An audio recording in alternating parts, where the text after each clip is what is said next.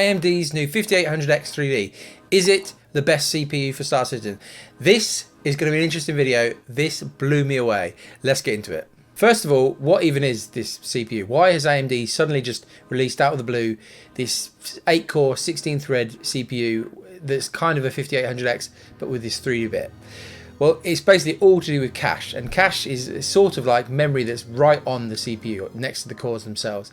And the more of it, the better. And there's 3 levels normally, level 1, level 2, level 3. And we basically have got a load more level 3 cache on the CPU. And basically, in games, that means that rather than having to send stuff back to RAM and back and forth, more of the computational stuff that the CPU is doing can be done on this L3 cache, which is good, and we're going to see that it's really good. So we've got this new chip from AMD. We've also got the 5900X that we'll be testing, which has got more cores. Not that they really make much difference for Star Citizen at this point at all, but it's got more cores and it's got a slightly higher boost clock that it will do. We're also testing against the 12700KF, one of the new Alder Lake CPUs, and really they have been up until this point the top of the tree. They're amazing, and they handily beat the Ryzen 5000 series.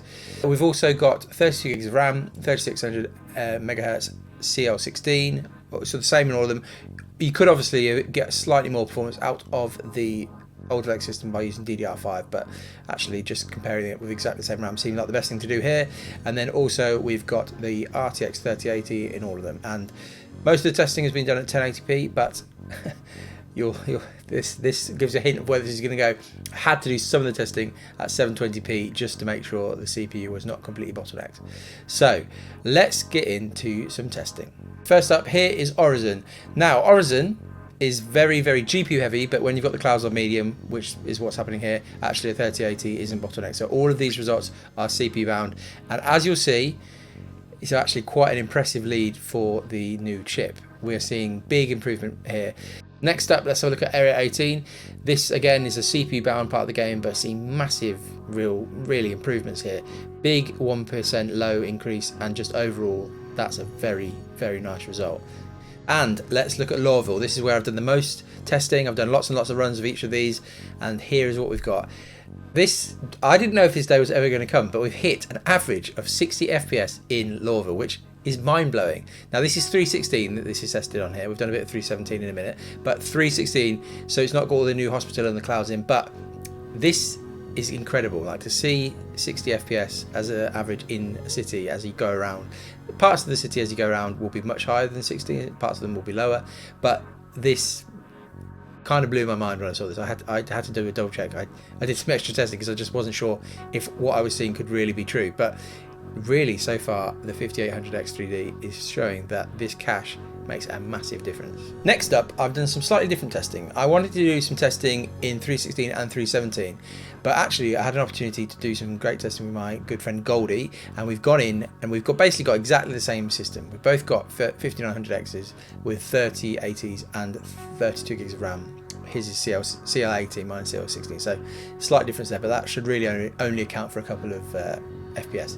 So we're going to put up the 5900X that he's got against my 5800X, but then we're going to also do some testing in 316 and 317 just to see what these big improvements have been. So you may have seen this post from CIG saying they've finished a load of the Gen 12 work, but actually the improvements that we're seeing in 317 are actually all to do with Christopher Bolte's work that he's done to basically, he's done some work on the main thread that seems to have improved performance in certain parts of the game, not really the cities, but in remote parts where there's not much going around.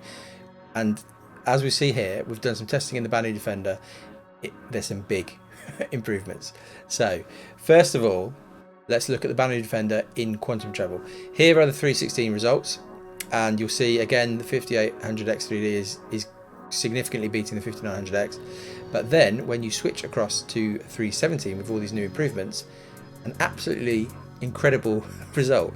And this is why I had to drop the testing to 720p just to see the full potential of this CPU, because we were basically bottlenecking a 3080 at 1080p, which you shouldn't really be able to do, but unbelievable numbers. Again, if you'd said this to me a few years ago, you'll see 170 FPS in Star Citizen in the PU, I just would not have believed you at all. So something significant has happened here. 317 combined with this amazing new CPU from AMD, we're seeing giant performance. And a much bigger jump than the 5900X got by going to 317. But that's not all. The final result, and we're saving the best for last, is just dropping out of quantum travel and being in space, nothing around. You'll see here the 316 results, again stronger than 5900X, but then when you go to 317 with this CPU, an absolute crazy result. I had to double check this, triple check this. I just didn't believe it for a while. I was just like, what's going on? But then when we're in the same server here as we are, and I'd back this up with some of my own testing, we're seeing unbelievable numbers. And again, probably most of us haven't got refresh rate monitors that will go this high anyway, but absolutely crazy to see 200 FPS in Star Citizen. That is kind of mind-blowing to me. So what to make of all this? Well, it's crazy. This CPU completely surprised me. Looking at all the kind of reviews that came out initially, there was some games where it saw results that were better, some that weren't any different, but I don't think there's been anything that's been like this, where this game Star Citizen has been completely transformed almost by this CPU. It's taken it from being sub 60 in some parts to being way over 60 FPS. So I was completely shocked, and I just wasn't expecting this. But you got to say now, this is the king of CPUs for Star Citizen right now. And what that really means, it depends on where you are at with your PC and what you've got currently and what you're thinking about in the future.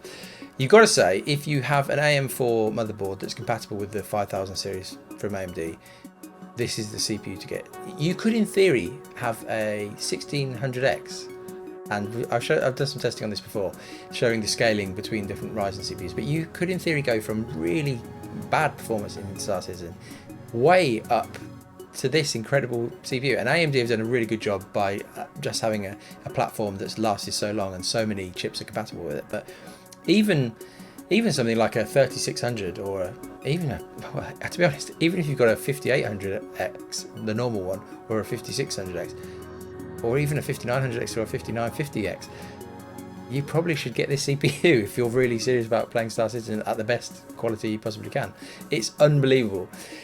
If you haven't got an AM4 motherboard, would I say go and buy AM4 now, because you basically have got a choice. You've got different options. You could buy AM4 now, knowing that this is the last CPU that is coming out for it, and this basically is the end of the line.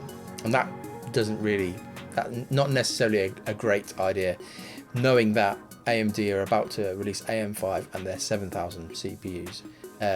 That should in theory come this year, and in theory they could be another jump forward. Although actually, when I was looking into this, the rumours are that this whole cache thing that they're doing here, the initial 7000 series CPUs aren't going to have this cache on top, the 3D cache thing. So it will be interesting to see whether they can meet these performance gains with the new CPUs anyway, through just the normal improvements they've done. I'll do some testing on that when we get to it. But yeah, for now, I think if you haven't got an AM4 motherboard, there's a question of waiting basically to see what the new CPUs from AMD are, because yeah, you're really buying a bit of a dead end if you're getting AM4 right now without having already got it. And then obviously you've got the Intel ones, which again, they're still very, very good, but just obviously nowhere near this CPU. And you've got 12th gen at the moment from Intel, and you're going to have 13th gen coming at some point in the near future as well, which will be another jump up. I would doubt whether that 13th gen can possibly match this, because unless Intel suddenly just again whack a load of more cache onto their CPUs, which they could do, but we'll have to see whether they do. But the cache seems to be the key part of performance here. Anyway, that's enough for this one. It's amazing. I was blown away. Let me know what you think in the comments, but let me know whether you think you'll be getting one of these. Like if you liked it, subscribe if you want to subscribe to this more technical look at Star Citizen. You can become a member on YouTube now, and make sure you join the Discord so we can chat about all this stuff there as well. That's enough. I'll see you soon. Bye.